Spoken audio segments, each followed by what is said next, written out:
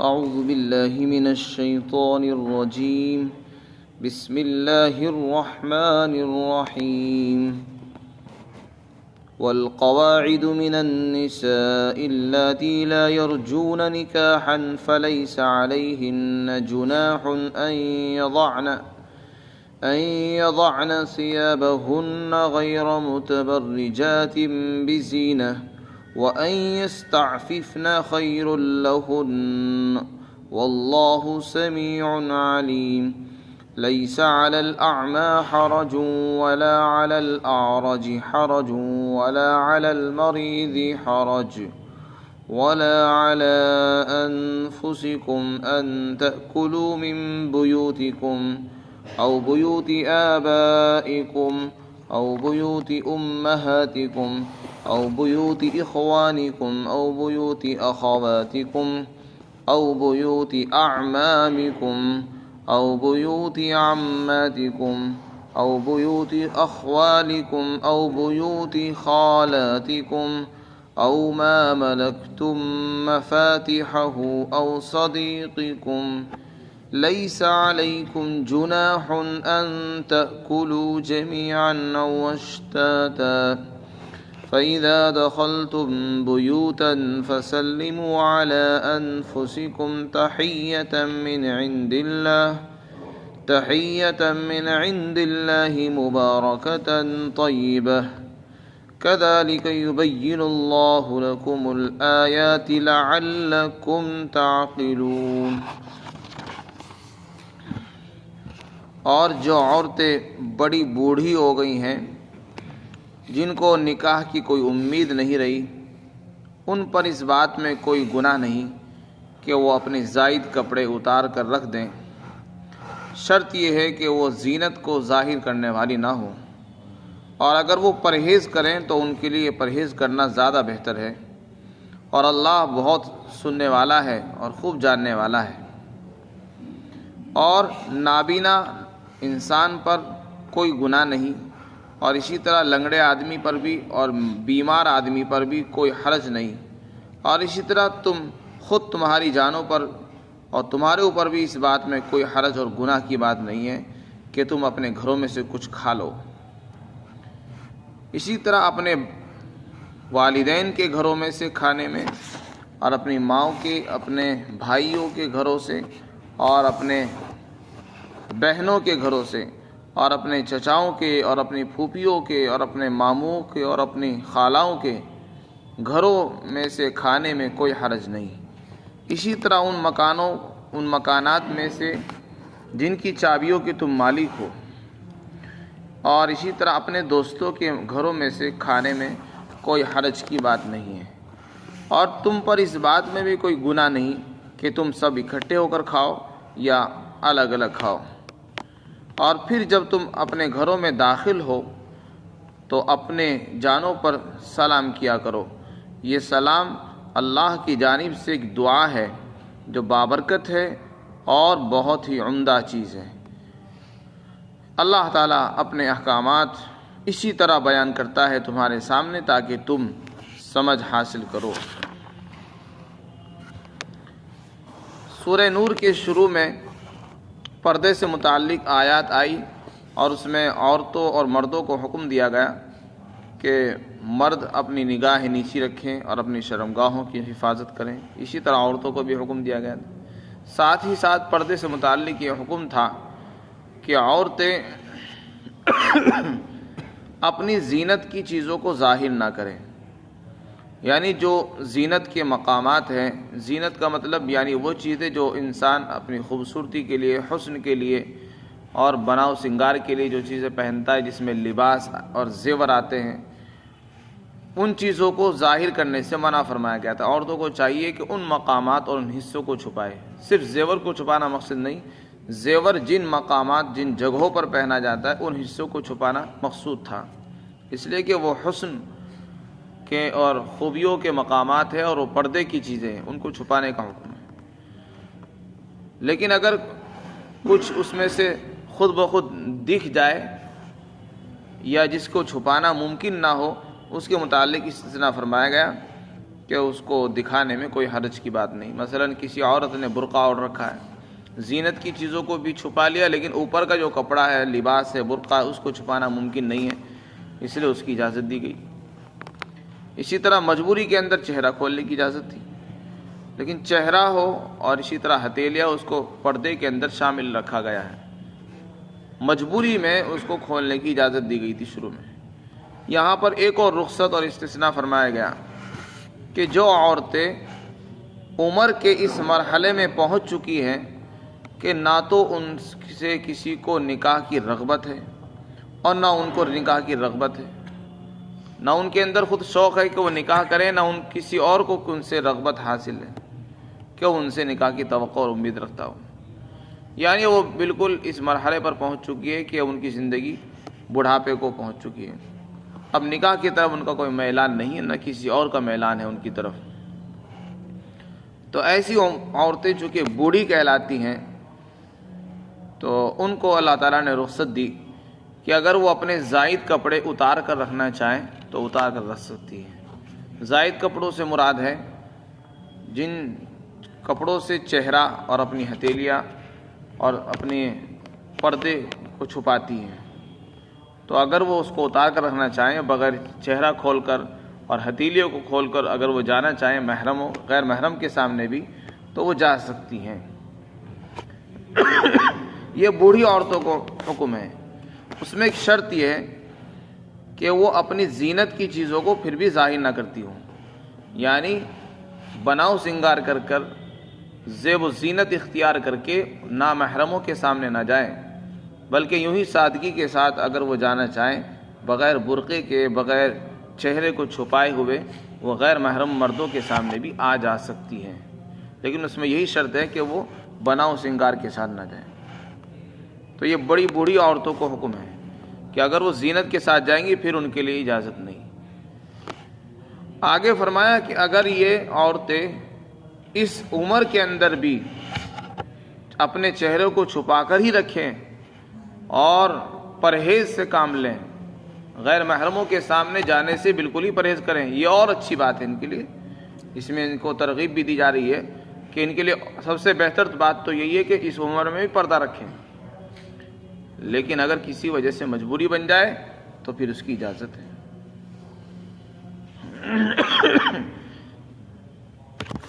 تو جب بوڑھی عورتوں کو زینت کے ساتھ غیر مردوں کے سامنے جانے کی اجازت نہیں ہے، تو جوان عورتوں کو کہاں اجازت ہو سکتی ہے؟ جب بوڑھی عورتوں کے بارے میں کہا جا رہا ہے کہ وہ زینت کو ظاہر کر کے کسی کے سامنے نہیں جا سکتی، تو پھر جوان عورتوں کا حکم تو خود بخود اس سے معلوم ہو سکتا ہے۔ واللہ سمیع علیم، اور اللہ خوب سننے والا ہے اور جاننے والا ہے۔ لیکن اس میں بھی یہ بات ملحوظ رہنی چاہیے کہ اس میں جن کپڑوں کو اتار کر رکھنے کا حکم ہے اس سے وہی مراد ہے جس سے جو پردے کے لیے اوڑھے جاتے ہیں، یعنی چہرہ چھپانے کے لیے چادر اوڑھی جاتی ہے، برقع اوڑھا جاتا ہے، وہ مراد ہے۔ سطر کھولنے کی اجازت نہیں ہے۔ پھر آگے دوسری آیت شریفہ میں ایک اور حکم بیان فرمایا گیا ہے۔ علامہ بغوی نے معالم التنزیل میں حضرت سعید بن جبیر رضی اللہ عنہ سے نقل کیا، تابعی ہیں، ان سے نقل کیا کہ شروع زمانے میں کچھ مریض، بیمار اور معذور قسم کے لوگ، جیسے نابینا اور لنگڑے پاؤں سے معذور، یہ لوگ صحت مند تندرست لوگوں کے ساتھ جب کھانا کھاتے تھے تو کھانا کھانے ان کے ساتھ بیٹھ کر کھانے سے وہ پرہیز کرتے تھے، یہ سوچ کر کہ ایسا نہ ہو کہ ان کو ہمارا بیٹھنا برا معلوم ہو، کیونکہ ہمارے اندر عیب ہے، لنگڑا پن ہے، آنکھ نہیں ہے، بینائی نہیں ہے، تو لوگ ایسے لوگوں سے نفرت کرتے ہیں، پرہیز کرتے ہیں، ان سے کراہت کرتے ہیں، گھن آتا ہے لوگوں کو۔ تو یہ لوگ صحت مند تندرست لوگوں کے ساتھ کھانے سے بچتے تھے، پرہیز کرتے تھے۔ اس آیت شریفہ میں حکم دیا کہ ان کو پرہیز کرنے کی ضرورت نہیں ہے۔ اسی طرح تندرست جو لوگ تھے وہ بھی پرہیز کرتے تھے، یہ سوچ کر کہ ایسا نہ ہو کہ مشترک چیزوں کے اندر یہ اپنا حصہ کم کھائیں اور ہم زیادہ کھا جائیں، تو اس لیے احتیاط کرتے تھے شروع میں. تو اس لیے حکم دیا اللہ تعالیٰ نے کہ اس میں احتیاط کی ضرورت نہیں ہے.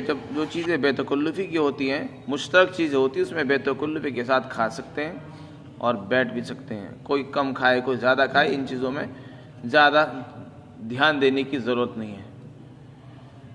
فرمایا کہ اگر نابینا آدمی تمہارے ساتھ بیٹھ کر کھانا چاہے، یا لنگڑا آدمی کھانا چاہے، بیمار آدمی کھانا چاہے، اس سے پرہیز نہیں کرنا چاہیے، بلکہ ان کو ساتھ بٹھا کر کھا لینے میں کوئی حرج نہیں. اور اگر علیحدہ علیحدہ کھانا چاہو تو اس کی بھی اجازت ہے، لیکن اس بنیاد پر کہ وہ زیادہ کھا لے گا یا وہ کم کھائے گا، اس بنیاد پر اس کو الگ کرنا مناسب نہیں ہے.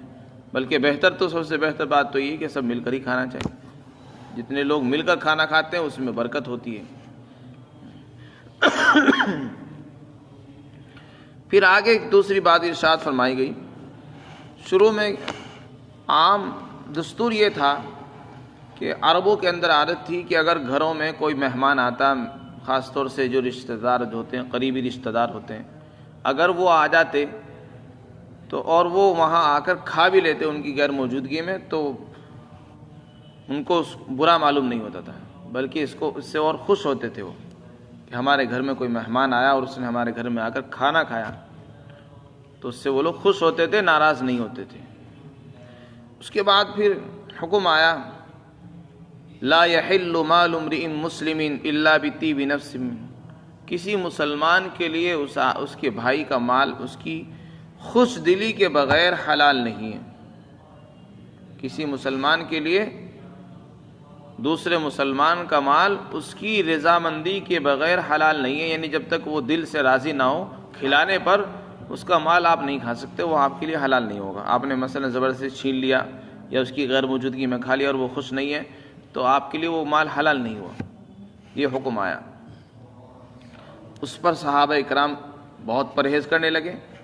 اگر کوئی کسی کے یہاں چلا جاتا اس کی غیر موجودگی میں اور اس کے بیوی بچے اس کے سامنے کچھ کھانے کے لیے پیش کرتے تو وہ اس سے بچتا تھا کہ نہیں، جب اصل مالک ہی موجود نہیں ہے تو میں کیسے کھا لوں، پتہ نہیں وہ اس پر راضی بھی ہے نہیں ہے.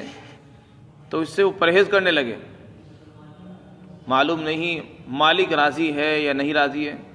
اس پر آیت شریفہ نازل ہوئی اور اس میں حکم دیا کہ نہیں، اگر اندر سے خوش دلی ہے تو پھر کھانے میں کوئی حرج کی بات نہیں ہے. اصول یہی ہے، مفسرین نے لکھا ہے کہ اگر میزبان کسی کے آنے سے خوش ہوتا ہے، اپنے دوستوں کے رشتہ داروں کے آنے سے اس کو خوشی ہوتی ہے اور ان کے کھانے سے اس کو خوشی ہوتی ہے، تو اگر وہ اس کی غیر موجودگی میں بھی کھا لیں گے تو ان کے لیے اس کی غیر موجودگی میں اس کے گھر میں سے کھانا جائز ہے، چاہے اصل مالک موجود نہ ہو. یہ کون لوگ ہیں؟ فرمایا کہ والدین کے مکانات میں سے، اپنے والد کے مکان میں سے، اپنے ماں کے مکان میں سے، اپنے بھائیوں کے، اپنی بہنوں کے، اپنے چچاؤں کے، اپنی پھوپھیوں کے، اپنے خالاؤں کے، اپنے ماموں کے، یہاں تک کہ اپنے دوستوں کے، ان سب کے مکانات میں اگر آپ جائیں اور ان کے مالک آپ کے آنے سے ناراض نہیں ہوتے بلکہ خوش ہوتے ہیں،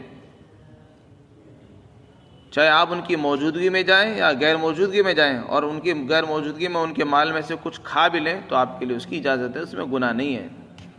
اس میں یہ فرمایا گیا.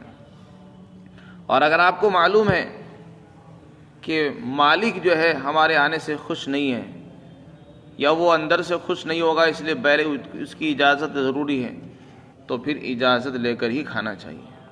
اور جس کے آدمی کے متعلق پہلے سے یقین ہو کہ وہ ہمارے آنے سے خوش ہوتا ہے، اس سے کبھی ناراضگی نہیں ہوتی، ہمارا دوست ایسا ہے جس کے اوپر آپ کو پورا اعتماد ہے، تو پھر آپ اس کی غیر موجودگی میں بھی اس کے گھر میں سے کھا سکتے ہیں. ورنہ اصول یہی ہے کہ کسی آدمی کی بغیر خوش دلی کے اس کا مال آپ کے لیے حلال نہیں ہے. اسی طرح ایک اور مقام بیان فرمایا، جن گھروں کی چابیوں کے تم مالک ہو. پہلے زمانے میں جب کوئی آدمی جہاد میں جاتا، سفر میں جاتا، تو اپنا مکان کسی محتاج کو، کسی ضرورت مند کو دے کر چلا جاتا اور اس کو اس کی چابیاں دے کر چلا جاتا تھا کہ جاؤ، کہ تم تو جہاد میں جا نہیں سکتے، معذور ہو، بیمار ہو، اس لیے تم میرے مکان کے اندر رہو جب تک میں آؤں، اس وقت تک تم میرے مکان کو استعمال کرو، اس میں سے جو کھانا ہو وہ کھاؤ، تمہیں کھانے کی پوری اجازت ہے. چنانچہ جب وہ چلے جاتے وہ لوگ پھر بھی اس میں سے احتیاط کرتے تھے کہ نہیں دوسرے کا مال ہے کیوں کھائیں.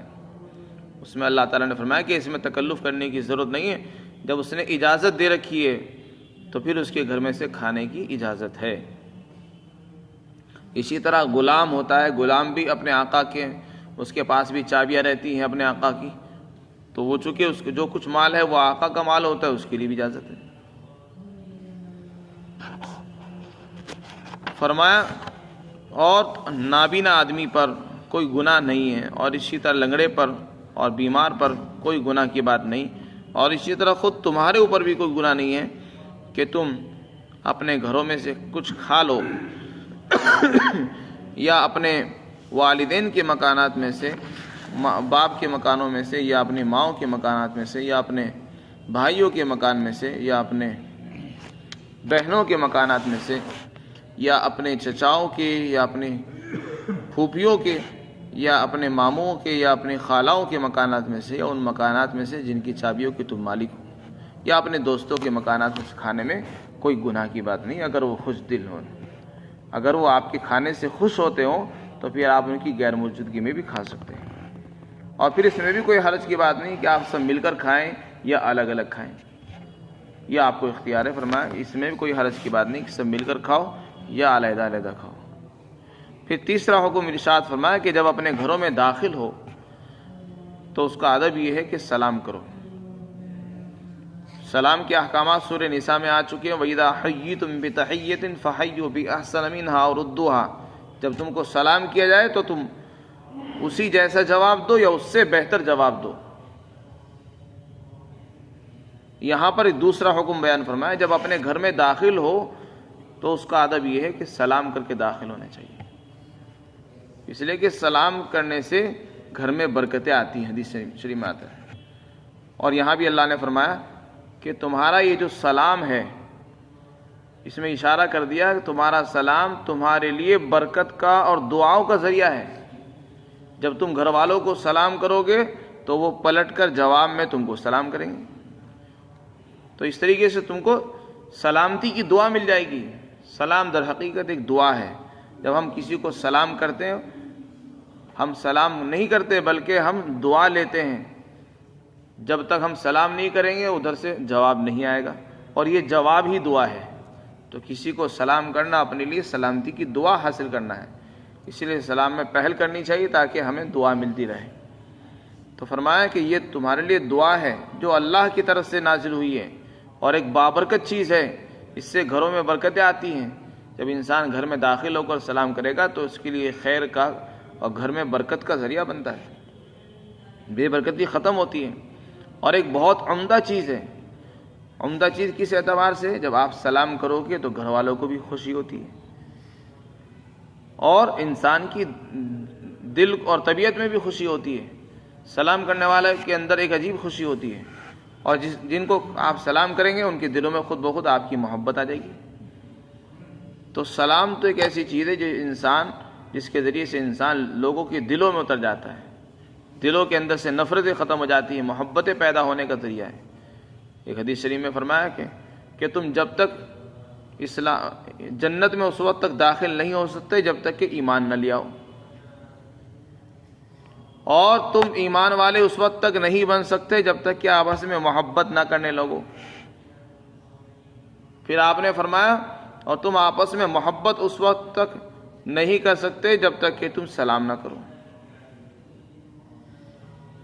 پورا ایک اصول اور نسخہ بیان کیا قرآن حدیث شریف میں اللہ کے رسول نے کہ تم جنت میں نہیں جا سکتے جب تک کہ تم مومن نہ بن جاؤ، اور تم ایمان والے اس وقت تک نہیں بن سکتے جب تک کہ آپس میں ایک دوسرے سے محبت نہ کرنے لگو.